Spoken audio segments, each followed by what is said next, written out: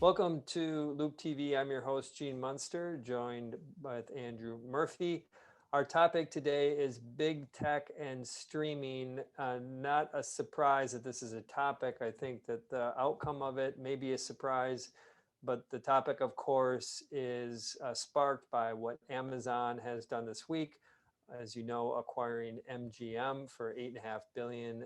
They did have a couple $1 billion in debt, so think about the enterprise value of this of 6.5 billion. I'm going to quick lay the landscape of subscribers across the board here. If we look at the top streaming platforms, at the top is Netflix. We're just going to round these numbers, call it just over 200 million subs. This is going to be by the end of the June quarter, so there's a little bit of forward thinking on that. Next is Disney. They've publicly said they've got 100 million. It's probably closer to 120, 130 million right now.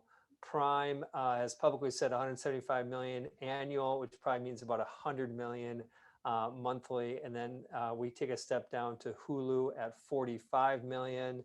YouTube Premium, which is about the same 40 million. And then we have Apple, which is probably 40 million or so people use the service, but actual people who have paid it, turned it on and paying subs is probably closer to 10 million. And finally, we get to YouTube TV, which is probably sub 10 million total paying subscribers. So that's the quick lay of the land. Netflix is at the top, YouTube TV is at the bottom. We're going to not talk about the companies that major in content, Netflix and Disney and the Time Warner Discovery, because they're just going to continue to do what they're doing. But let me throw it over to Andrew. The news gets leaked, gets finally announced. Amazon's doing the MGM deal. What's your reaction? Well, my reaction when I saw the news was not surprised. And essentially, in hindsight, it feels like a foregone conclusion that Amazon's going to continue to gobble up original content. And this is a great big way to do that. So they are gobbling up big content. They have, as I mentioned, called 100 million subs. But as you think about, you're not surprised to do that. What's at play? What's the motivation? And I ask it because I think most Prime subscribers really think of the value coming from the free delivery and just kind of think of the video piece as an afterthought. Why do they need to keep pouring so much energy into, in what, in my opinion, is an afterthought? I don't know if you agree with that. Well, I certainly think it's a hobby for Amazon, right? That services their core business of retail. But to the question of why, I think the answer for these major tech platforms, Apple, Amazon, Google, around streaming entertainment is that in order to be a full service tech platform, right, a platform that services your entire digital life, they need to have music. They need to have videos, movies. They need to have other services like the ability to shop and pay for things. So you see these critical elements that emerge on every platform if, like Amazon, Apple, and Google, they aim to be an all-encompassing platform for our digital lives. Makes sense. And when you think about the kind of the content type of offering that they have and kind of bringing in MGM on top of that, I guess first, how would you grade the quality of Prime's content? A, B, C, D, I guess you could give it an F before the MGM and then after MGM is integrated. Well, personally, I would give it kind of a B minus to maybe a B now. And I think it's important to understand the DNA of these companies, right? Amazon is the everything store. It's about quantity, right? Not quality. In that way, their video offering reflects the fact that they just want to offer a bunch of stuff that you may or may not want to watch, just like they offer a bunch of stuff that you may or may not want to buy. But whatever anyone wants, it's there. Apple, similarly with their DNA, is about fewer, better offerings. And so the DNA of these companies really shines through, I think, in their video offerings. makes a ton of sense with Prime, and that I'd probably give it a C plus, B minus. And the how many times I'm thinking, looking, kind of browsing their library and seeing 2.5 stars, 2 stars. I do look at the ratings, and it tends to be kind of subpar. MGM will step that up a little bit, as you mentioned, but I like where you're going with that, and thinking about kind of Apple. You said there it's about less titles. They're spending Apple spending more than $1 billion a year, probably 2, 3, 4 billion a year on content. That compares to Amazon at probably 10 billion a year. Where does Apple play into this? I mean, ultimately, where does it go? It's still, their paying sub base is still pretty small. Do they continue to build their own content? Do they acquire AMC, Lionsgate, CBS Viacom, the few players that are left? I don't see Apple acquiring any one of these few players. I think they'll continue to buy original content. They'll pay up to support that fewer, better strategy that I talked about. But I think for Apple, Apple TV Plus is a hobby, and it will stay that way. I think that they realize they need to offer something to service the Apple ecosystem. But as a hobby, I think it will stay that way. So let's fast forward. Let's say they've got 10 million paid subs, 40 million overall. People use it on a monthly basis because they gave a lot of people, when they buy new hardware, a free year. But let's fast forward. I'm curious where you think that Apple is going to be in terms of paid subs 5 years from now.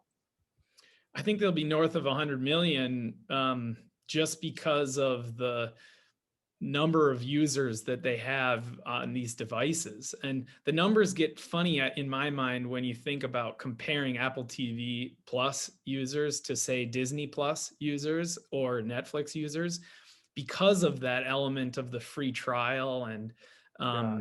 the lower price point, and just using it because I have it. Mm-hmm. Adds a lot of noise to trying to figure out where these uh, platforms are moving, or at least the adoption from consumers. Those free trials do add noise.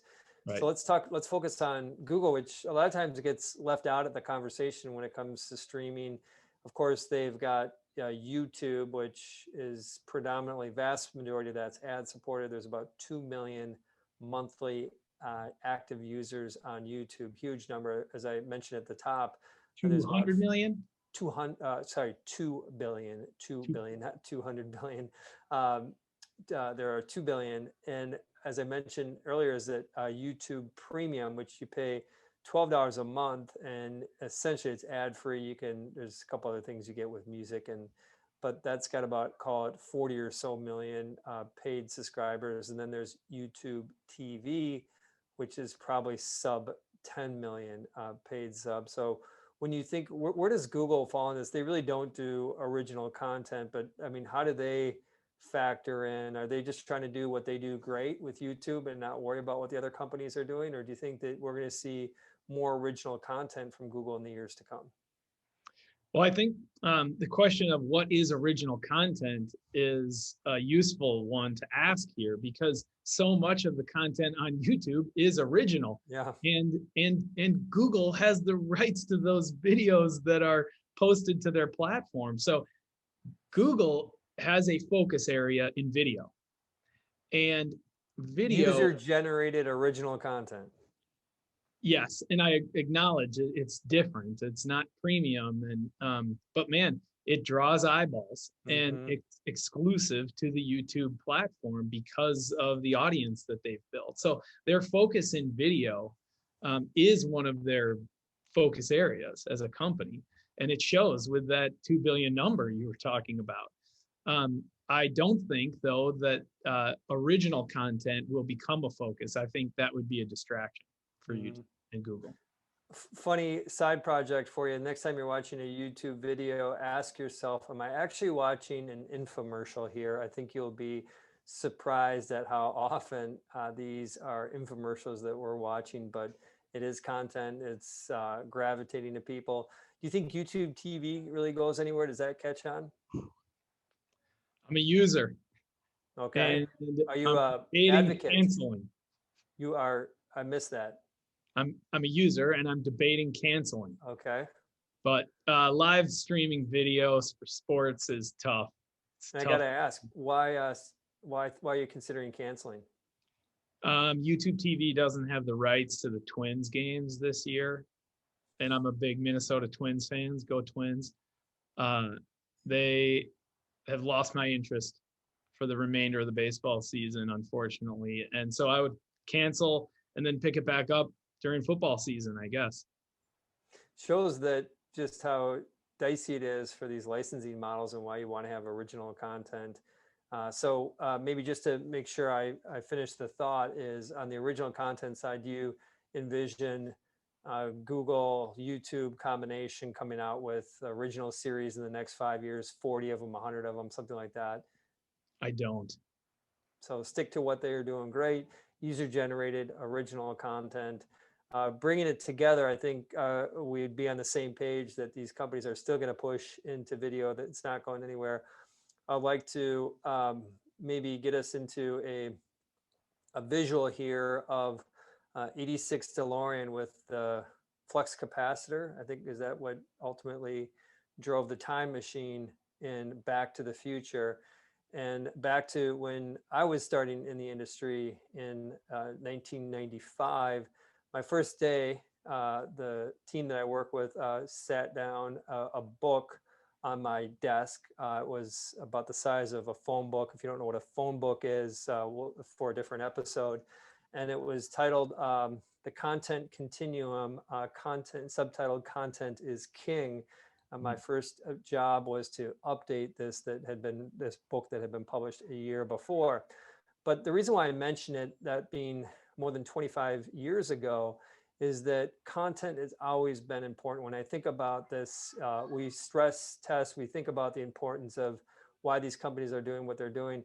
The reality is content is educating and it's entertaining, and most importantly, entertaining, and it ain't going anywhere. And I think I would agree, these companies are going to continue to push into that. And maybe on that note, we'll continue to watch all the different movements with these companies and look forward to some great content coming from the big tech in the years to come. On behalf of Andrew, myself, Gene, and Loup TV, bye for now.